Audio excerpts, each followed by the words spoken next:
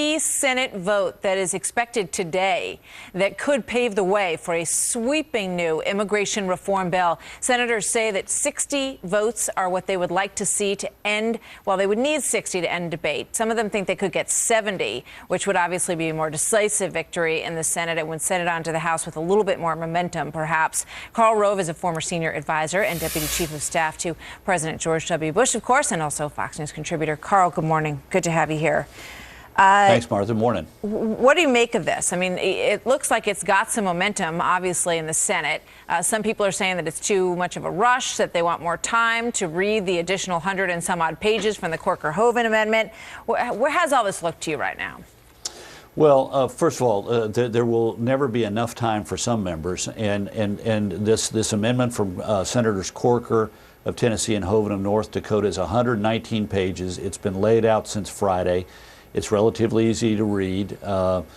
It's part of the larger bill that's been laid out since May, so there's plenty of time for people to read it. The Hoeven-Corker amendment essentially has 5 provisions.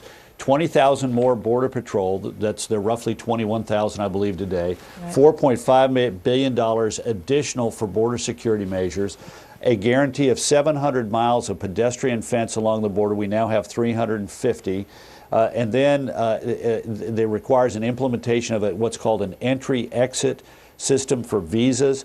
Right now, about 40% of people who get a visa to come to the United States overstay it. This is a system that will allow us to know when they come in, where they go out, and where they are. And finally, a full implementation of what's called E-Verify. That is to say, before you can get hired for any job in America, you have to demonstrate that you're a U.S. citizen.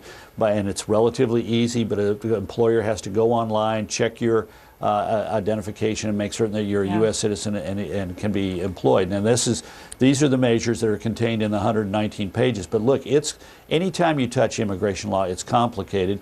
And we saw this over the weekend with a story out of Breitbart that said that anybody who had overstayed their visa was going to be given a green card, which turned out simply not to be true. Instead, it was a very narrow provision that said, if you're from one of 9 countries that get what's called temporary protected status because of war or conflict inside your country, and you've been employed for 10 years, the last 10 years, you can, like every other person who's here in the United States, get in line to become a citizen. Ultimately, at the back of the line, can't happen for another 10 years and so forth. Yeah.